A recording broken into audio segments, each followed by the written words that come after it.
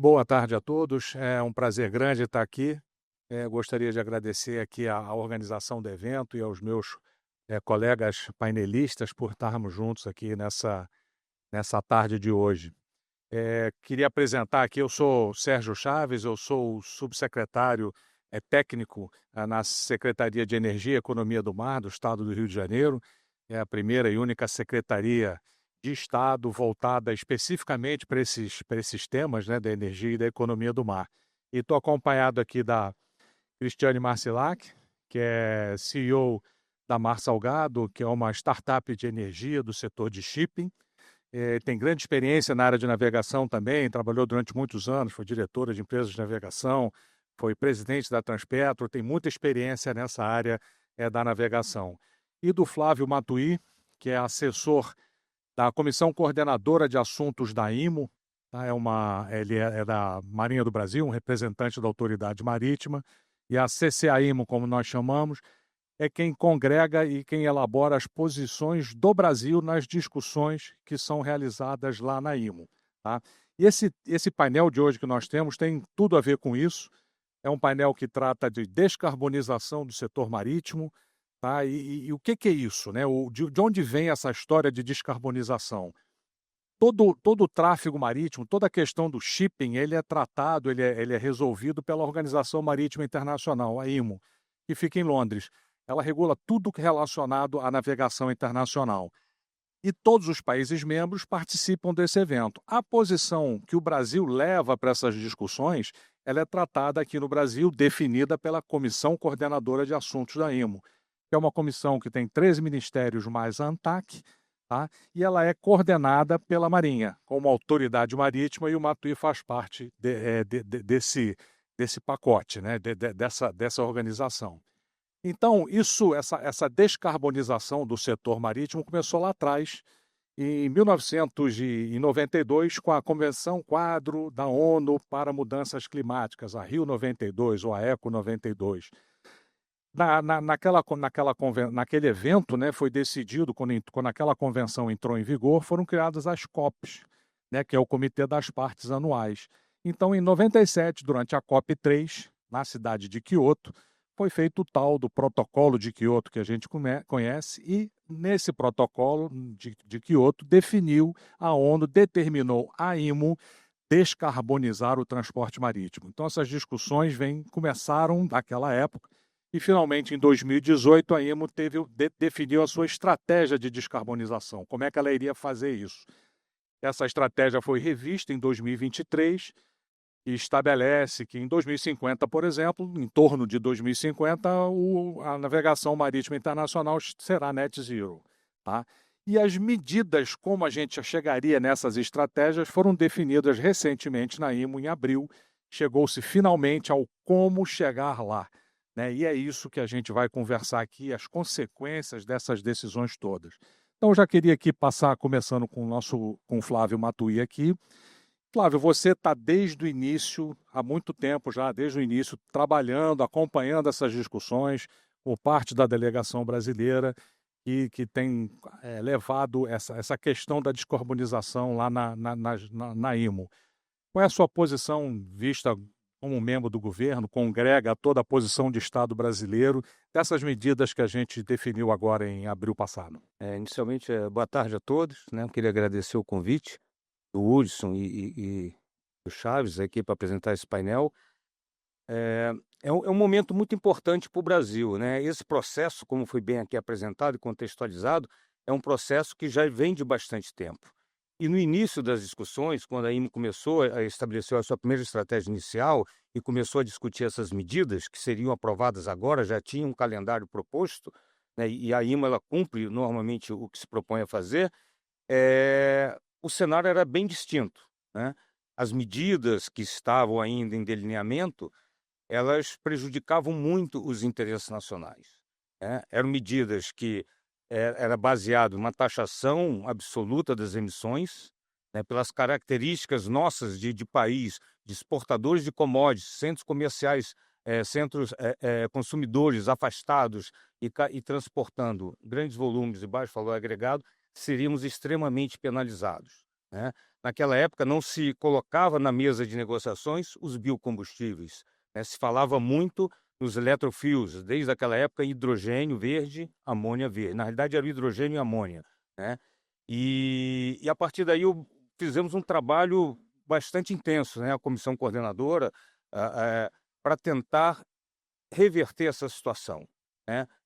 E agora nessas medidas de 11 de abril, as medidas aprovadas, que serão, cumpridas a partir de janeiro de 2028, trarão, né, são medidas muito mais próximas daquilo que a gente queria, né. Então e agora os biocombustíveis já estão sendo falados, já estão sendo, visto como uma alternativa viável.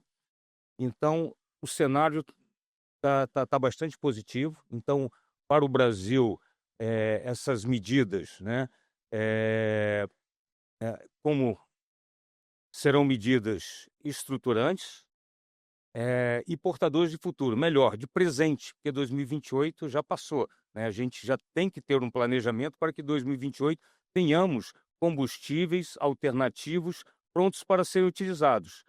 Caso contrário, teremos, né, pela medida que foi aprovada, onde ela estabelece um nível de redução gradual das emissões de CO2 por megajoule dos combustíveis, caso os navios não cumpram essa trajetória, essas curvas de referência, eles serão penalizados. E com isso, o que vai impactar para nós brasileiros? Aumento do custo do frete, perda de competitividade das nossas exportações, né? Agora, mas o Brasil não precisa internalizar essas medidas para fazer valer, diferentemente de outras resoluções que acontecem até em organismos internacionais, ela não atinge diretamente, ela não impacta os países, mas sim os navios. O que é que isso qual é a diferença disso? Que eu não os países, independente de aceitarem ou não essas medidas, eles serão compelidos a cumprir, porque os navios que deverão cumprir. Caso contrário, as mercadorias brasileiras não entrarão nos portos estrangeiros, né. As nossas commodities não chegarão nos portos da China, não irão para a Europa e não irão para os Estados Unidos, porque os navios não estarão compliance, né. Então essa por isso a importância dessa medida, né. Eh, e como eu mencionei aqui, né, o cenário estava desfavorável. E qual o trabalho que a gente tem feito, né?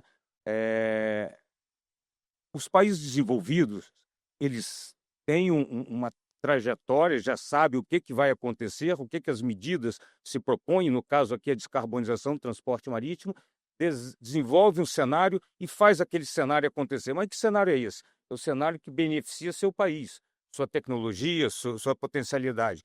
Então é isso que nós estamos trabalhando lá na Organização Marítima, que a CCAINO tem feito, tentar desenvolver um cenário que seja positivo para o Brasil, ou pelo menos evitar que barreiras não alfandegárias sejam levantadas.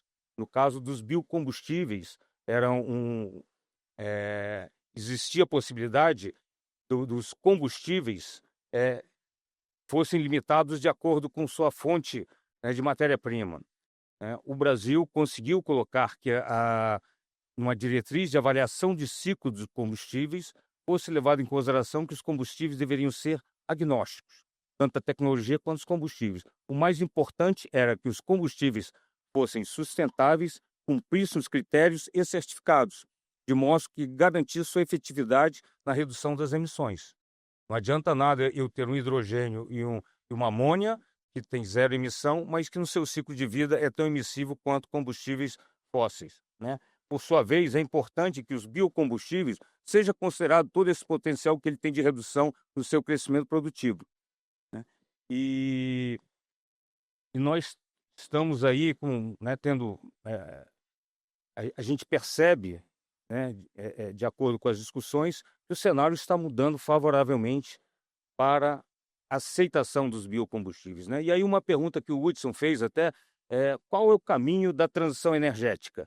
Para o transporte marítimo, né, na realidade nós temos vários caminhos, né, a gente sempre fala: "Não há solução, não há bala de prata". Por quê? Porque o combustível marítimo atual, né, e já está tendo, mudanças nesse processo da transição, é o bunker marítimo. O bunker marítimo é um subproduto, né, quando o petróleo é desse lado. Então é muito barato e tem disponibilidade no mundo inteiro. Então fica muito difícil você promover uma transição energética sem aumentar muito o custo desse combustível.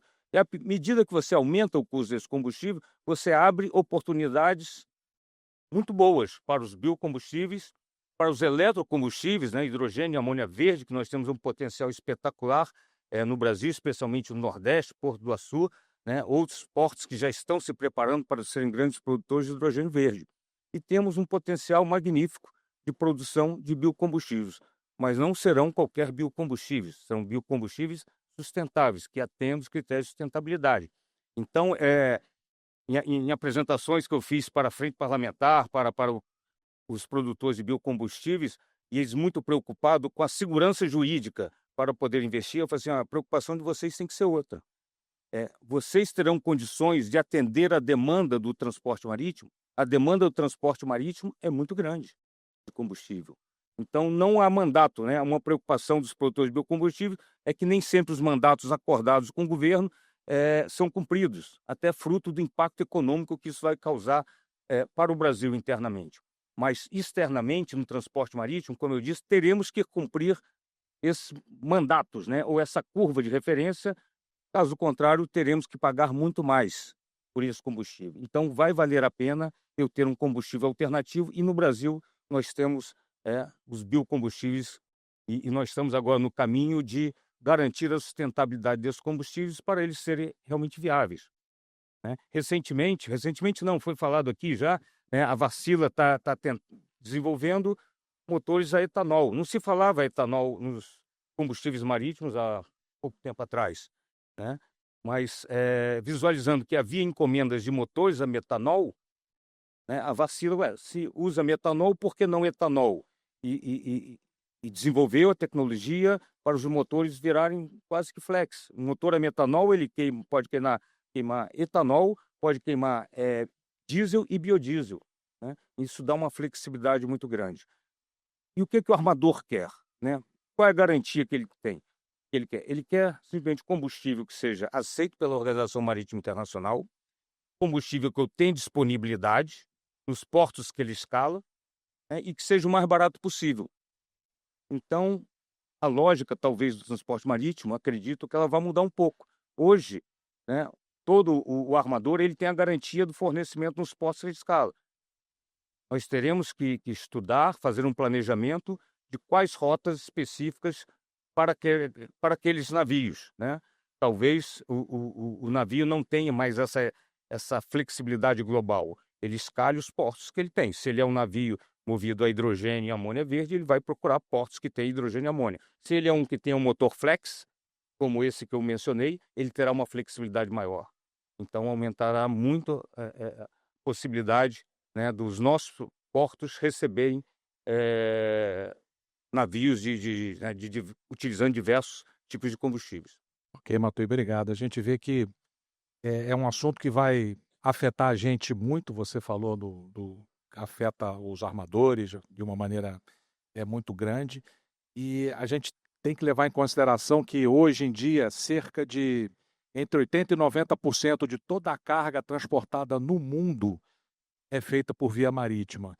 Então as decisões que são tomadas, o resultado disso aqui vai afetar o pãozinho do café da manhã de todos nós.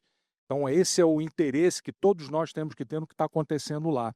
E saindo da questão do lado regulatório, olhando o problema pelo outro lado da moeda, eu passo para a Cristiane, que apesar de ter participado também das reuniões na IMO, ter contribuído com os debates, eu queria que você me desse, pela sua experiência profissional, a visão do armador, né? Como é que o armador está vendo essa questão da descarbonização e todos esses desafios que tem pela frente aí para escolher qual combustível eu vou escolher, como é que eu vou, para que lado, qual caminho que eu vou buscar?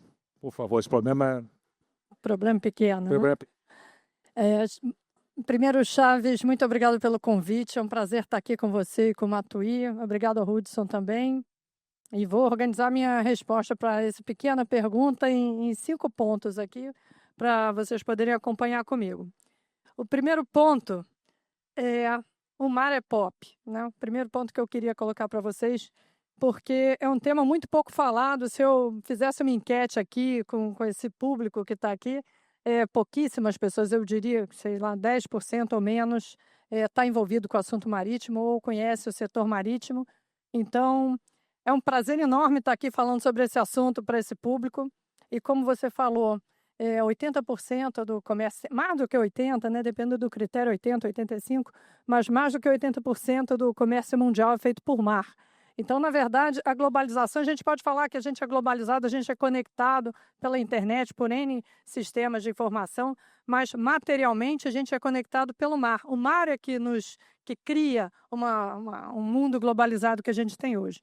No Brasil, isso ainda é mais importante, porque o Brasil não é uma ilha, mas 95% do nosso comércio exterior é por mar.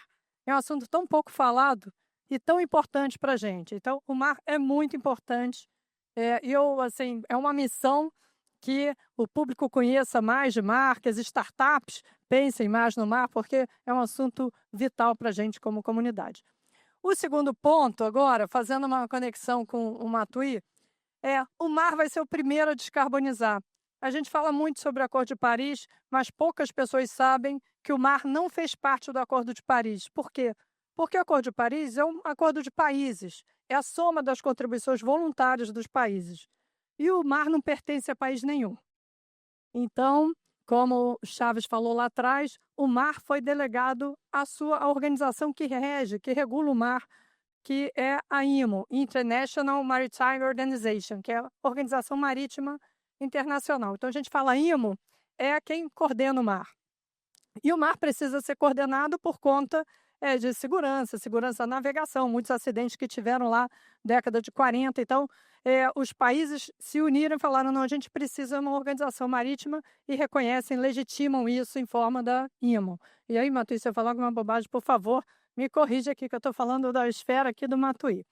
Mas a diferença da IMO para o Acordo de Paris é o seguinte, o Acordo de Paris é voluntário, você fala que vai reduzir 37%, 45%, 100%, aconteceu, ótimo. Não aconteceu, é uma questão geopolítica, mas você não vai ter nenhuma penalidade.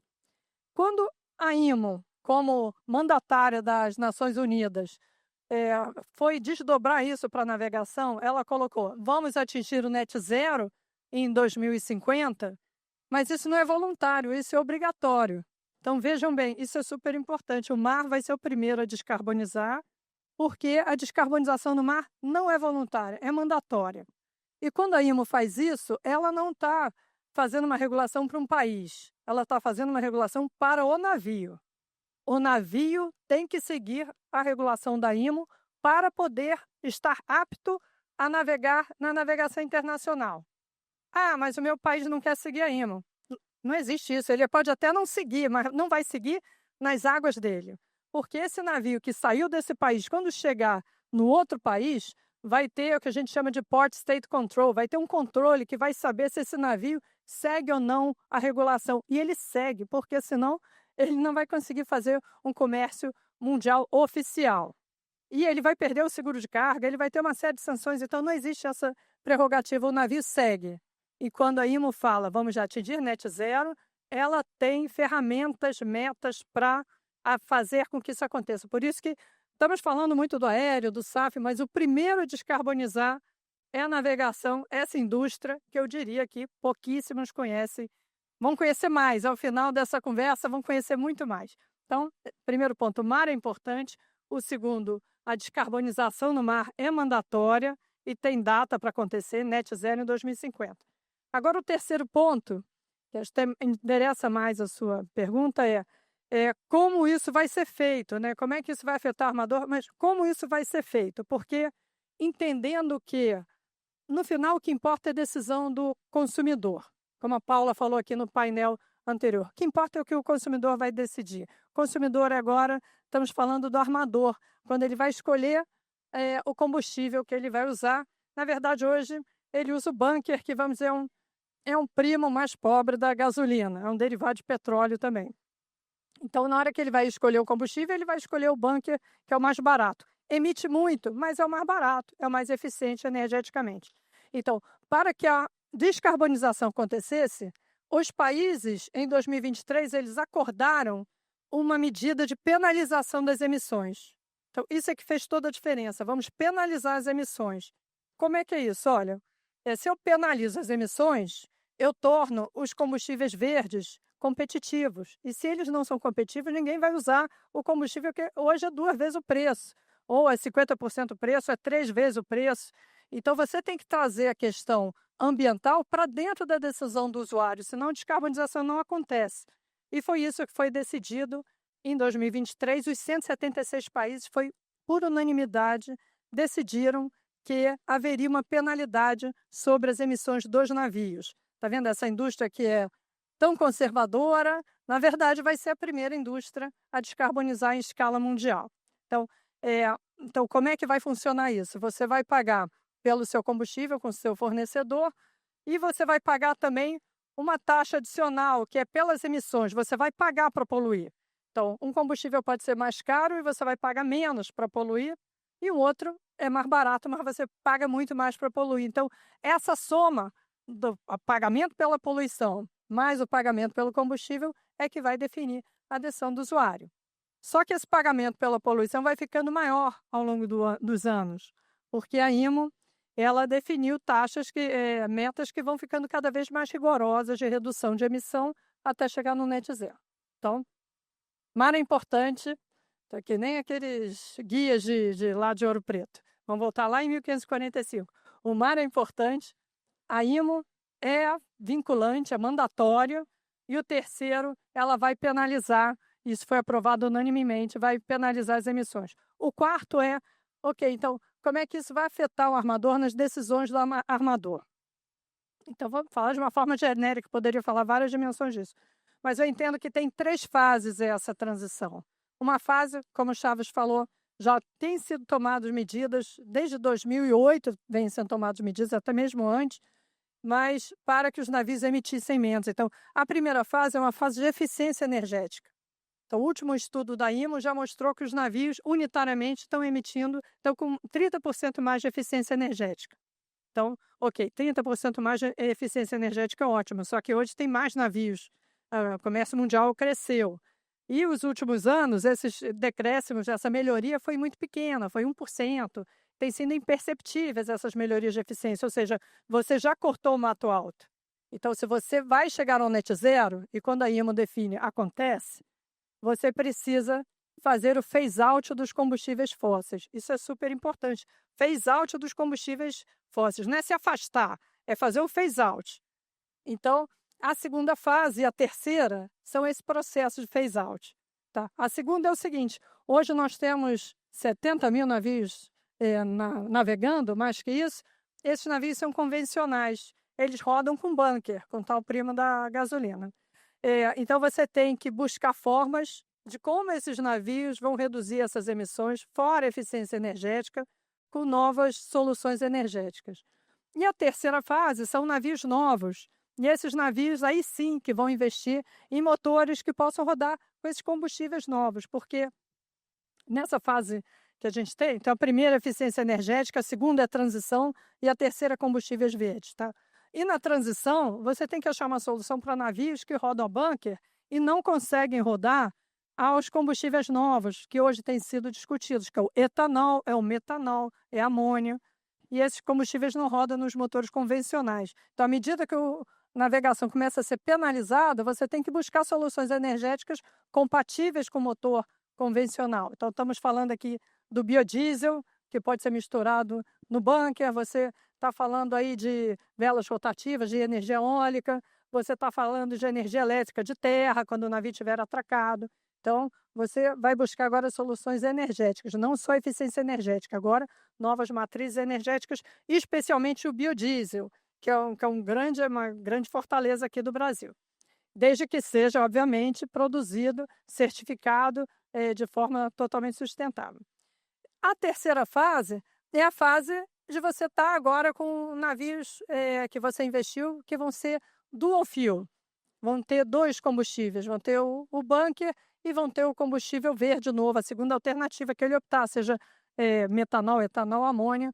São navios mais caros, né, num primeiro momento. Então, para o armador optar por construir um navio mais caro também, ele precisa ter uma visibilidade de longo prazo de como é que vão ser essas penalidades para fazer o payback dele. Então, agora vamos entrar na quinta fase. Vou pedir para vocês projetarem um slide, que eu vou falar rapidamente. Não podia ter slide, mas é só um. É só um. Então, o quinto ponto então, que eu queria falar é sobre esse framework que a IMO definiu, que pode ser uma referência para outras indústrias. Lógico, cada indústria tem sua especificidade. Vocês me desculparem, ninguém levantou, mas eu vou ter que levantar aqui para falar um pouco para vocês. Mas tá. Então, primeiro, como o Matui falou, um grupo de países queria uma meta mais rigorosa e que penalizasse muito desde o começo. Outro grupo de países queria que a meta fosse gradual e considerasse que existe um tempo para fazer a transição tecnológica. Tá? Novamente, isso aqui não é uma transição só energética, isso é uma transição tecnológica, motores novos, equipamentos novos, logística nova, enfim. Então, esse foi o modelo que foi aprovado.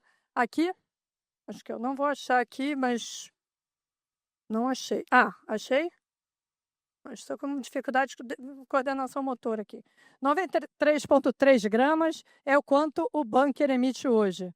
É o momento zero a 93,3 gramas de CO2 equivalente por megajoule. Para cada megajoule que ele gera, ele emite 93,3 gramas de CO2 equivalente na atmosfera.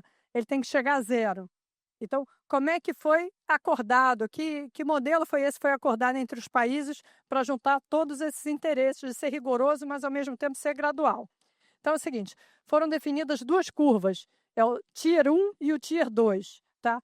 O T1 são reduções maiores, você começa com 17%, depois 19%, depois 21% de redução de emissão, enquanto o T2 você começa com 4%, depois 6%, depois 8%. Se você não cumpre o T1, se você não cumpre o T1, mas fica abaixo do T2, você paga $100 por tonelada de CO2 equivalente. Para quem conhece mercado de carbono, consegue dimensionar o que é $100 por tonelada de CO2 equivalente. Agora, se você não cumpre nem o T2, tá? Isso aqui são as reduções. Se você não cumpre nem o T2, você vai pagar $380 pela tonelada de CO2 equivalente. Isso é muito mesmo. E essas reduções vão se ampliando até chegar a zero em 2050. Então, o recado que eu quero deixar aqui é o seguinte, a IMO aprovou um framework claro, com metas rigorosas e graduais, com uma precificação clara das emissões e também de forma que você possa fazer o payback dos seus combustíveis novos, mas também dos seus investimentos novos em navegação, nos navios novos para rodar com motores verdes. Chaves, é isso. Deve ter respondido. Não, com certeza. Tirar aqui. A gente está vendo que o custo aí é grande, haverá um custo para todo mundo, haverá um custo para o mercado, para os transportadores. Na realidade, o frete, isso vai ser passado por valor do frete e o consumidor final pode esperar um aumento aí nos seus custos. Mas a gente entende também que os navios serão penalizados financeiramente pela sua emissão. Então a gente entende que eles vão buscar de uma maneira muito intensa reduzir ao máximo aquilo que eles emitem, por diversas maneiras, usando um combustível melhor, reduzindo a capacidade de motores ligados, podendo atracar. Como é que vocês acham que o governo, as empresas devem se preparar para essas medidas? O que a gente tem que ser feito? Tá? Eu vou tomar a liberdade de ser o primeiro a responder nesse ponto, pelo ponto de vista do Estado do Rio de Janeiro. Como faço parte da CNMA, da Secretaria, qual é a nossa visão para isso lá, em termos de preparação do Estado para a economia do mar e para essa transição? É basicamente preparar os nossos portos para isso, porque a gente entende que nessa busca por por menos emissão, os navios vão procurar uma rota, vão procurar um porto em que eu reduza a minha emissão. Então, se eu tiver um porto em que eu vá atracar e tenha disponibilidade de energia elétrica para eu poder botar meu gerador embaixo, ou seja, desalimentar e parar de emitir, eu vou dar uma prioridade. E como eu estou no Rio de Janeiro, essa é a comparação que eu vou fazer. O navio tem que olhar, eu vou levar minha carga para Vitória ou para Santos ou para o Rio de Janeiro. O Rio de Janeiro está pronto para me receber, então eu vou levar minha carga para lá. Tá? Então, essa é a preparação que a gente tem que fazer, essa é a ideia do nosso trabalho no Rio de Janeiro. Outra coisa, preparar para já mais adiante a questão dos corredores verdes, criar no entorno dos nossos portos no Rio de Janeiro um ambiente que seja com uma economia mais limpa, uma economia mais sustentável. Então, eu tenho que ter disponibilidade de combustível, quaisquer que sejam, então tem que ter opções de ter combustível para ele abastecer aqui. Eu tenho que ter, evidentemente, a minha eletrificação. O meu ecossistema em volta do porto tem que ser um ecossistema verde. Isso vai atrair, por exemplo, para que o armador faça uma linha lá da Europa para o meu porto no Rio de Janeiro, entendeu? Isso permite que a empresa emita menos, que aquele navio emita menos. Matuí, 2 minutinhos para você dar a tua opinião em cima de como a gente se preparar. Bom, na realidade, a solução, já estamos trabalhando nisso já há algum tempo, né, e até com a ajuda da Cristiane, a gente está tentando, porque né, quando a gente ouve falar de descarbonização, não é do setor marítimo, né, é em todos os setores. E várias ações já estão sendo tomadas pelo governo há algum tempo. O que a gente está buscando é uma sinergia nessas ações.